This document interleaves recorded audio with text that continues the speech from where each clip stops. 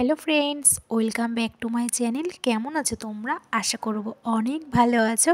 আমরাও কিন্তু অনেক ভালো আছি। আজ পৌষ সংক্রান্তির দিনে কিন্তু আমরা বাড়িতেই তৈরি করে ফেলেছি চিতই পিঠা।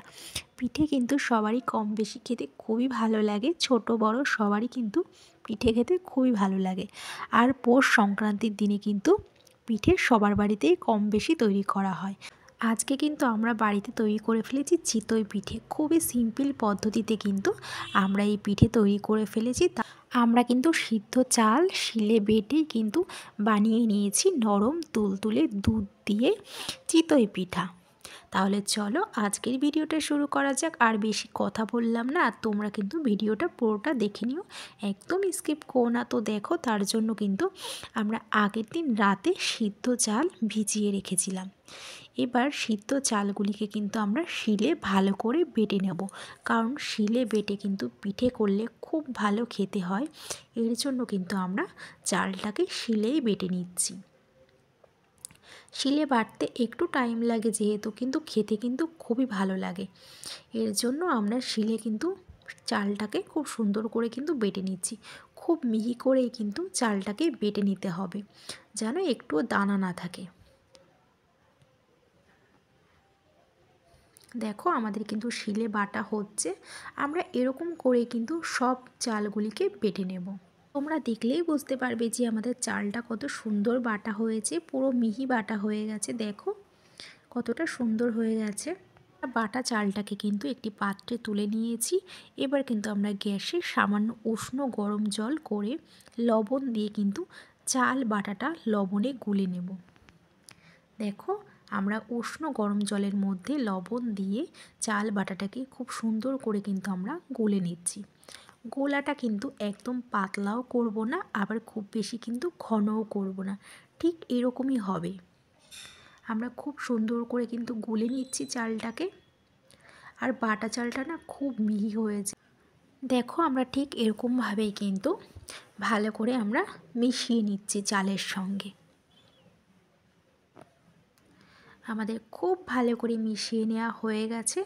দেখো, একটুও দানা নেই, খুব ভালো করে কিন্তু আমাদের মেশানো হয়ে গেছে। খুব বেশি কিন্তু আমরা পাতলাও করিনি, আবার খুব বেশি কিন্তু আমরা ঘনও করিনি। সামান্য একটু লবণ দিয়েই কিন্তু আমরা সুন্দর একটি গোলা তৈরি করে নিয়েছি। এবার কিন্তু আজ আমরা বিশেষ করে কাঠের উনুনেই কিন্তু পিঠেটা করব। বিশেষ করে কাঠের উনুনে কিন্তু পিঠে করলে তার স্বাদ খুব ভালো হয়, খেতেও কিন্তু খুবই ভালো লাগে। বিশেষ করে আজ পৌষ সংক্রান্তির দিনে কিন্তু উনুনে পিঠে করতে খুবই ভালো লাগে। তার জন্য কিন্তু মা আর আমি দুজনে মিলেই কাঠের উনুনে বসে বসে পিঠেটা করে নিয়েছি। দেখো, আমাদের কিন্তু কাঠ রেডি হয়ে গেছে। এবার আমরা কিন্তু উনুনটাকে জ্বালিয়ে দিয়েছি হালকা করে। এবার কিন্তু আমরা প্রথমে সওয়াটাকে গরম করে নেব। তো দেখো, আমাদের কিন্তু সওয়াটা গরম হয়ে গেছে। এবার আমরা লবণ আর একটু তেল দিয়ে কিন্তু সওয়াটাকে ভালো করে মাখিয়ে নেব, মাখিয়ে একটু গরম করে নেব। তো দেখো, আমাদের কিন্তু সওয়াটা বেশ গরম হয়ে গেছে, বুঝতেই পারছো যে সওয়াটা গরম হয়ে গেছে। এবার আমরা ভালো করে চাল গোলাটা গুলে ডাবুর হাতাতে করে কিন্তু নিচ থেকে গুলে নিতে হবে, না হলে কিন্তু উপরে পাতলা থাকবে, নিচে ঘন হয়ে যাবে। এবার আমরা আস্তে আস্তে কিন্তু গোলাটা দিয়ে দেব সরার উপরে। তো দেখো, এক এক করে আমরা দিয়ে দিয়েছি। এবার আমরা কিন্তু সওয়াটা দিয়ে ঢেকে দেব ঢাকনা দিয়ে। তো দেখো, আমরা ঢাকনা দিয়ে রেখেছি। এবার আমরা একটা কাপড় দিয়ে দিয়েছি, কারণ কাপড় দিলে কিন্তু খুব তাড়াতাড়ি কিন্তু পিঠেটা হয়ে যায় ভাপেতে। দেখো, আমাদের কিন্তু হয়ে গেছে। আমরা কিন্তু 3 মিনিটের জন্য ঢেকে দিয়েছিলাম। 3 মিনিট বাদে ঢাকনা তুলে দেখছি যে আমাদের পিঠেটা কিন্তু হয়ে গেছে। এবার আমরা ছুরি দিয়েও করতে পারো, চামচ দিয়েও হয়। আমরা এখানে ছুরি দিয়েই কিন্তু পিঠেটাকে তুলে নিচ্ছি। তো দেখো, পিঠেটা বেশ কত সুন্দর হয়েছে দেখতে। দেখো কত সুন্দর নরম তুলতুলে হয়েছে। এবার কিন্তু আমরা আবারও কিন্তু ডাবুর হাতাতে করে কিন্তু দিয়ে দিয়েছি। ঠিক এরকমভাবেই কিন্তু আমরা সবকটি পিঠে তৈরি করে নেব। দেখো, দেখলেই বুঝতে পারবে আমাদের পিঠেগুলো দেখতে কতটা সুন্দর হয়েছে। এবার আমরা এরকমভাবেই কিন্তু সবকটি পিঠে তৈরি করে নেব।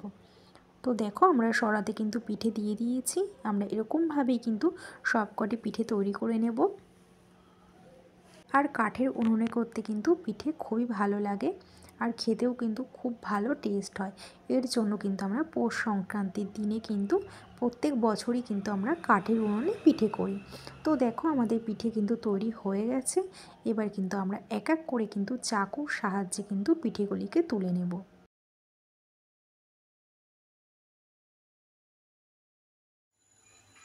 কিন্তু পিঠে তৈরি হয়ে গেছে। অন্যদিকে কিন্তু আমরা গ্যাসে দুধ বসিয়ে দিয়েছি। আমরা নিয়েছি এখানে 1 কিলো দুধকে কিন্তু আমরা জাল দিয়ে দেব। আর আমরা এখানে নিয়েছি 500 পাটালি গুড়। 500 পাটালি গুড় কিন্তু আমরা দিয়ে দেব ফুটন্ত দুধের মধ্যে। এবার কিন্তু খুব ভালো করে আমরা দুধটিকে ফুটিয়ে নেব। তো দেখো আমাদের খুব সুন্দর করে কিন্তু দুধটিকে ফুটিয়ে নেওয়া হয়ে গেছে। এবার আমরা পিঠেগুলিকে কিন্তু দিয়ে দেব। তো দেখো আমরা ফুটন্ত দুধের মধ্যে কিন্তু পিঠেগুলিকে আমরা দিয়ে দিচ্ছি। এবার কিন্তু খুব ভালো করে কিন্তু একটু নাড়াচাড়া করে নিতে হবে। খুব ভালো করে কিন্তু ফুটিয়ে নিতে হবে।